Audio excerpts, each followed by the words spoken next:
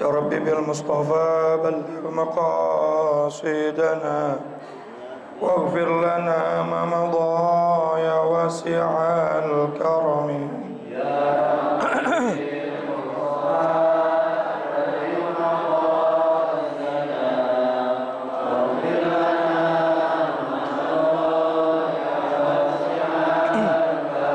محمد سيد الكونين والثقلين والفريقين من عرب ومن عجم يا ربي المصطفى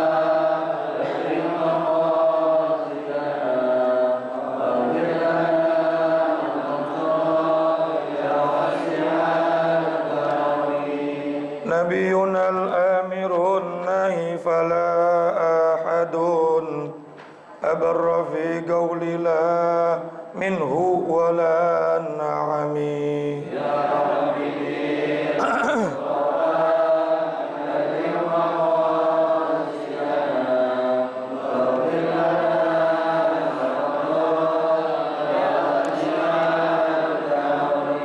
هو الحبيب الذي ترجى شفاعته لكل هول من الأهوال مقتحم يا ربي المصطفى بلغ مقاصدنا واغفر لنا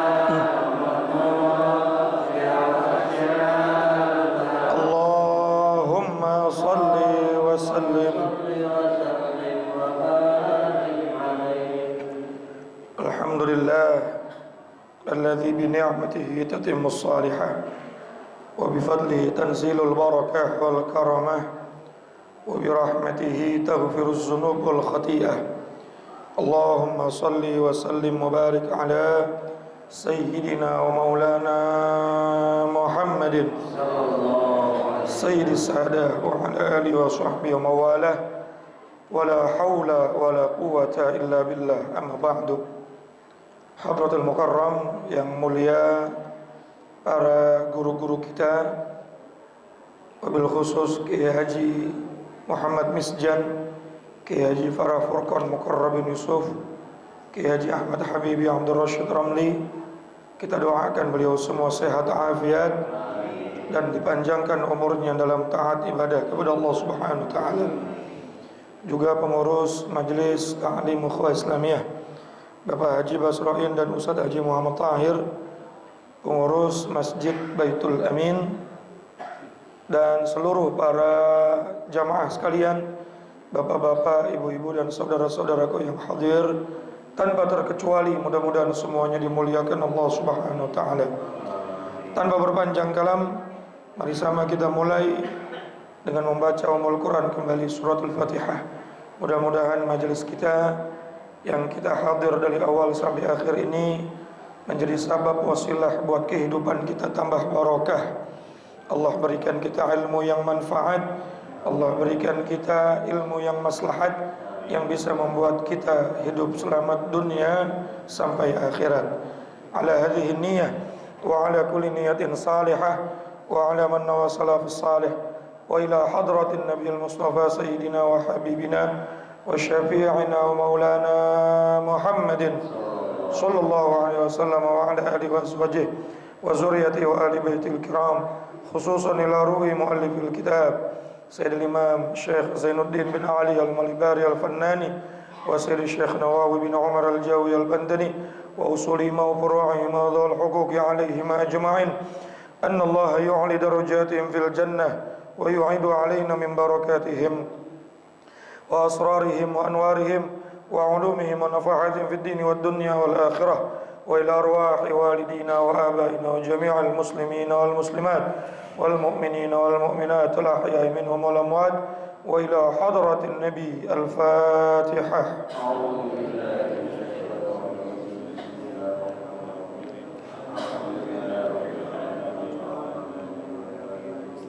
إياك نعبد وإياك نستعين الصراط المستقيم صراط الذين أنعمت عليهم غير المغضوب عليهم ولا الضالين Rabbighfirli wa liwalidayya amin. Semoga Allah ampuni dosa kita dan dosa kedua orang tua kita, amin ya rabbal alamin. Bismillahirrahmanirrahim. Qala al-musannif rahimahullahu ta'ala wa nafa'na bi'ulumihi wa amadna bi asrari fid dharain, amin.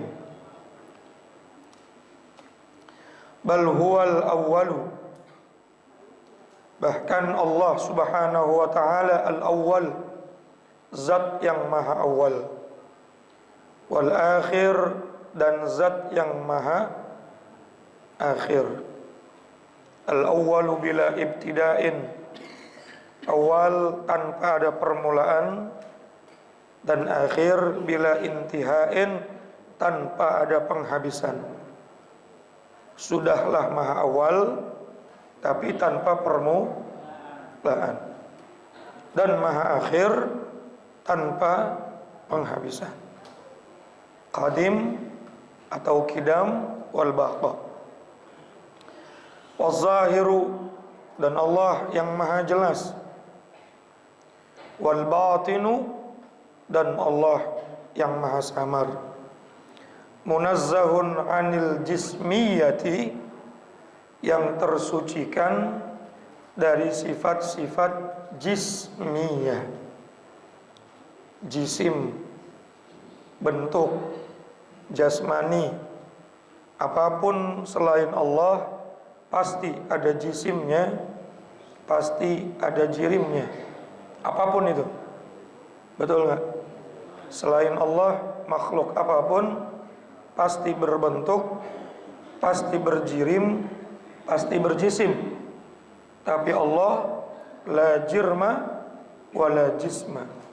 Allah tidak berjirim, Allah tidak berjisim. Bo apa? Obrol baik. Contoh manusia ada jasmaninya. Yang paling luar ada kulit. Betul. Dalam kulit ada daging. Dalam daging ada tulang. Bahkan di dalam tulang ada sumsum. Bahkan kulit itu sendiri memiliki berbagai macam unsur, murakkab, tersusun-susun. Maka Allah terbebas dari semua hal tersebut. Zatnya Allah la jirma wala jisma, tidak berjirim, tidak berjisim. Apapun yang bisa tergambarkan, apapun yang bisa terbayangkan di dalam akal pikiran dan hati kita, sudah pasti bukan Allah. Paham ya? Yang bisa tergambarkan, yang bisa terfikirkan, yang bisa terbayangkan, pasti berbentuk, pasti ada warna, pasti ada susunan-susunan dan lain sebagainya. Maka dipastikan itu semua makhluk. Apalagi sampai ngejogrok di depan kita. Naon itu hati. Semalam saya wirid mantap Pak Ustaz. Mantapnya kenapa? Datang cahaya kelap-kelip, kelap-kelip. Terus dia ngomong, saya Allah. Eta mah kunang-kunang goblok. Sudah ada kalimat yang sama, bahasa yang sama, bentuk yang sama, maka sudah dipastikan itu adalah makhluk. Karena Allah mukhalafatul lil laisa kamitslihi syai'un. Tidak ada suatu pun yang menyerupainya. Berarti kalau misalnya terserupakan seperti cahaya, berarti makhluk. Betul nggak? Ada serupa dengan warna-warna makhluk, berarti bukan zat Tuhan, itu makhluk. Betapapun indahnya, betapapun wanginya, betapapun hebat dan luar biasanya, belum pernah kita melihat hal itu sebelumnya. Tapi kalau ada kesamaan, kemiripan, sama, mirip, hampir mirip, apalagi tuh? Serupa, apa bahasa yang lain apalagi tuh? Sama, mirip, serupa, identik, otentik. Jadi ingat di berita tuh ada yang identik sama otentik. Maka itu semua berarti makhluk. Sebab Allah laisa kamitslihi syai', sama sekali tidak sama. Berbeda dengan makhluknya. Kalau makhluk warnanya putih, maka Allah nggak mungkin sama berwarna putih. Jutaan warna andai ada misalnya seperti itu, maka hukumnya tidak boleh. Munazzahun an kulli naqsin, Allah wajib dibersihkan dari sifat yang kurang, dan sifat kurang itu adalah sifat makanya kemarin kita bahas tuh, wajib kita kembalikan sifat Allah kepada sifat salbiyah. Boleh Bapak mensifati Allah dengan sifat apapun, tapi kembalikan kepada sifat salbiyah. Apa sifat salbiyah? Qidam, tidak ada awalnya.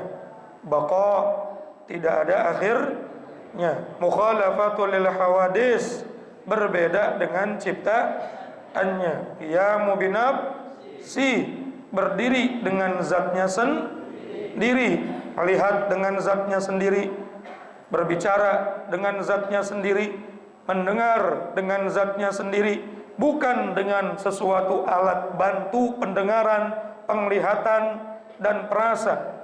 Berbeda dengan kita, ketika kita disifati melihat, maka melihat kita ada awalnya, melihat kita ada akhirnya, melihat kita ada miripnya dengan penglihatan makhluk yang lain.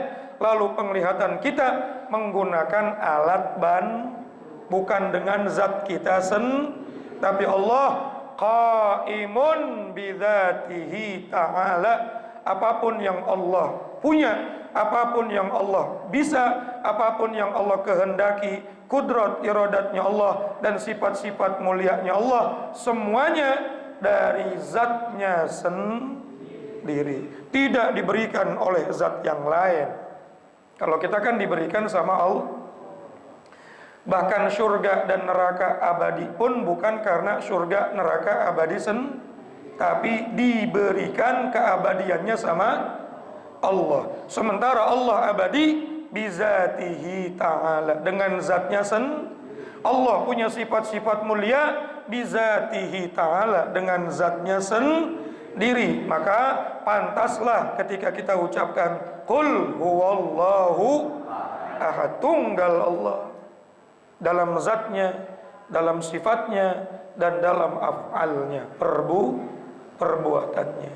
Karena tidak ada yang memberikan sesuatu kepada Allah, karena Allah adalah Tuhan. Kalau ada yang memberikan sesuatu kepada Allah, atau Allah tidak disebutkan dengan sifat qidam, tidak disebutkan dengan sifat terdahulu, tidak diwajibkan atau tidak kita wajibkan dengan sifat tidak ada awalnya, maka nanti kita akan berpikir sebelum Allah ada zat yang lain. Betul nggak? Kalau begitu, udahlah, sembah aja zat selain Allah yang duluan adanya sebelum Allah. Oleh karena itu, supaya tidak ada pikiran ada apa sebelum Allah, ada siapa sebelum Allah, maka kita sebagai orang yang beriman kepada Allah wajib mengimani sifat Allah, zat Allah adalah qidam. Yang konsentrasi bisa jawab, yang ngobrol baik. Alhamdulillah. Ibu dari jam 6 kan ya datang ke sini. Kalau ngobrol sampai rumah ditanya sama cucunya, "Mama ngaji dari subuh dapat apaan?" "Dapat risol." Tapi kalau konsentrasi, tadi belajar sifat qidam. Artinya qidam terdahulu, tidak ada awalnya. Sifat Allah, zatnya Allah tidak ada berbeda dengan zat dan sifat makhluk. Masya Allah. Lalu Allah munazzahun anil jismiyah, Allah zatnya tersucikan dari sifat jasmani. Gak boleh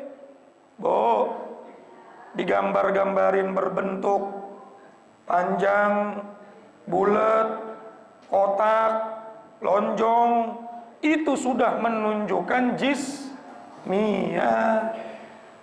Bu, kalau nggak ngaji tauhid ketika menerjemahkan Allahu Akbar, dia mikir Allah Maha Besar, jempolnya segede apa ya.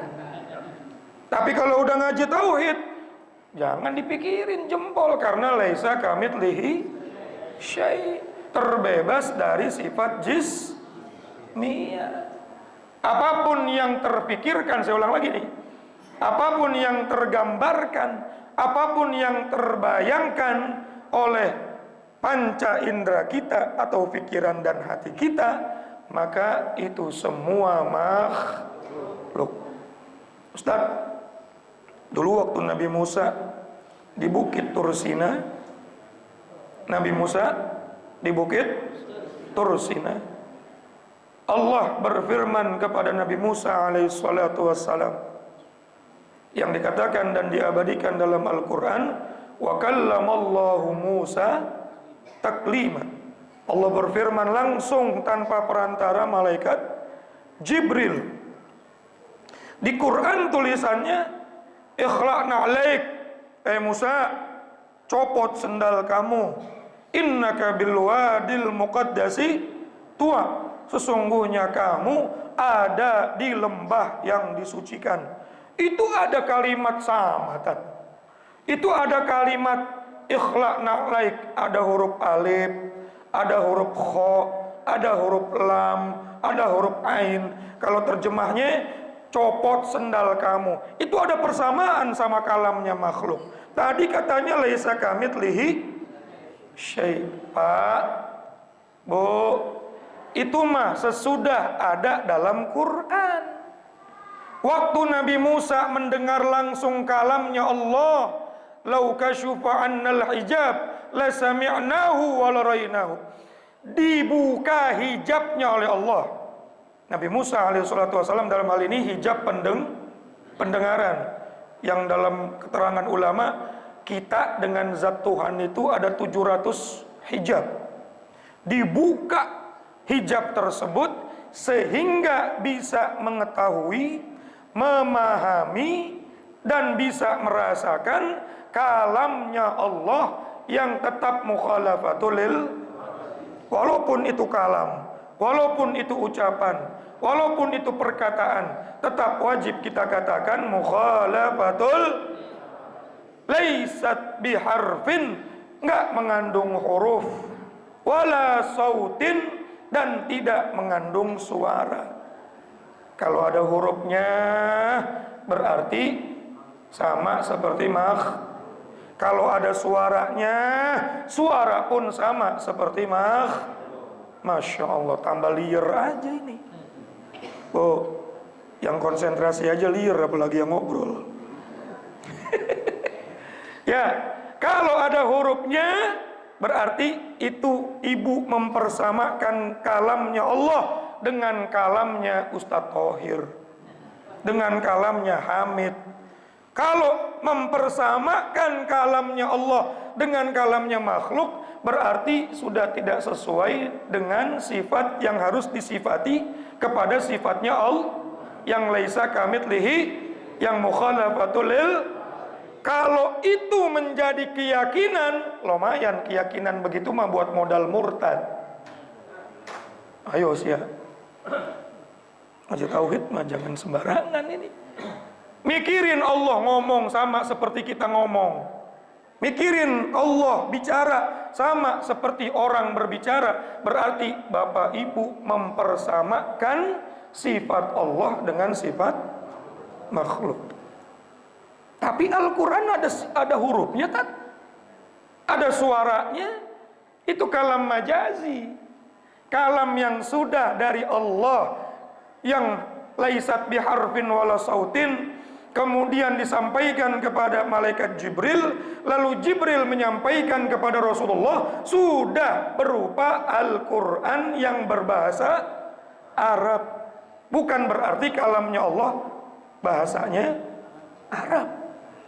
Inna anzalnahu Qur'anan arabiyyal la'allakum ta'qilun. Kami menurunkan Al-Quran menggunakan bahasa Arab agar kalian bisa berpikir, karena bahasa makhluk. Tapi jangan pernah dikatakan ketika Allah berbicara dari zatnya sendiri seperti bahasa Arab, karena itu mempersamakan sifat Allah dengan sifat makhluk. Jadi Allah memberikan wahyu kepada nabinya sesuai dengan bahasa nabinya, supaya mudah dipahami oleh umatnya. Dulu Taurat, Zabur juga bukan bahasa Arab, Pak. Bahasa Ibrani dan bahasa Suryani, supaya mudah dipahami oleh kaumnya Nabi Musa, kaumnya Nabi Daud, kaumnya Nabi Isa. Tapi bukan berarti Allah berfirman dengan kalam seperti itu. Jelas nggak kira-kira? Jelas nggak nih? Oi. Udah serak-serak sampai Ustaz Hamid ngomong apa sih, gue puyeng begitu. Ini menjelaskan dengan sesimpel-simpelnya makna laisa kamitslihi syai'. Bahkan dalam urusan kalam pun jangan pernah disamakan Allah berbicara seperti makhluk berbicara. Tidak dengan alat berbicara, lalu ucapannya pun bukan huruf, bukan suara seperti makhluk, karena semuanya mukhalafatul lil. Lalu bagaimana nanti Allah berbicara dengan hambanya di padang mahsyar misalnya?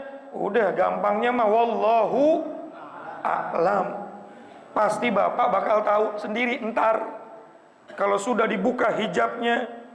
Ya, Allah memperkenankan, memperlihatkan zatnya, wujuhu yauma idzin nadhirah. Tapi jangan pernah dibayangkan di depan, jangan pernah dibayangkan di atas, di belakang, di kanan, di kiri. Karena atas, depan, bawah, kanan, kiri mah semuanya mahal tempat, dan tempat itu diciptakan, yang diciptakan itu disebutnya makhluk. Jelas? Puyeng? Gampangnya wallahu. Nah kalau sudah wallahu alam berarti selesai. Jadi intinya apapun yang bisa dilihat, yang bisa dipikirin, yang bisa dibayangin, itu semua dan Allah nggak sama seperti itu. Supaya kita nggak gampang tergoda sama setan. Apalagi yang tukang wirid, yang tukang tirakat, dikit-dikit dapat cahaya dibilangnya Tuhan. Betul apa kagak? Dulu Syekh Abdul Qadir Jailani pun begitu tuh. Didatangi sama makhluk yang belum pernah dilihat. Cahayanya luar biasa, wanginya luar biasa. Lalu makhluk tersebut, itu iblis tuh sebetulnya, ngomong sama Syekh Abdul Qadir Jailani, cukup ibadahmu wahai Abdul Qadir. Mulai hari ini kamu bebas melakukan apa saja. Aku Tuhanmu sudah ridho kepada kamu. Kalau kita didatengin kayak gitu Pak, besok langsung ngaku jadi nabi Pak. Betul nggak? Tapi Syekh Abdul Qadir Jailani ngambil bakyak, lempar tuh makhluk. Ruh ya laknatullah, pergi kamu wahai laknatullah. Gangguin gua wirid aja lu. Kenapa? Karena tahu itu pasti bukan Allah. Karena Allah mukhalafatul lil. Udah sampai sini aja dah daripada puyeng ya. Mudah-mudahan sehat, selamat, afiat. Insyaallah ketemu lagi tahun depan dalam keadaan diberkahi Allah Subhanahu wa taala. Wallahul muwaffiq ila aqwamit thoriq. Assalamualaikum warahmatullahi wabarakatuh.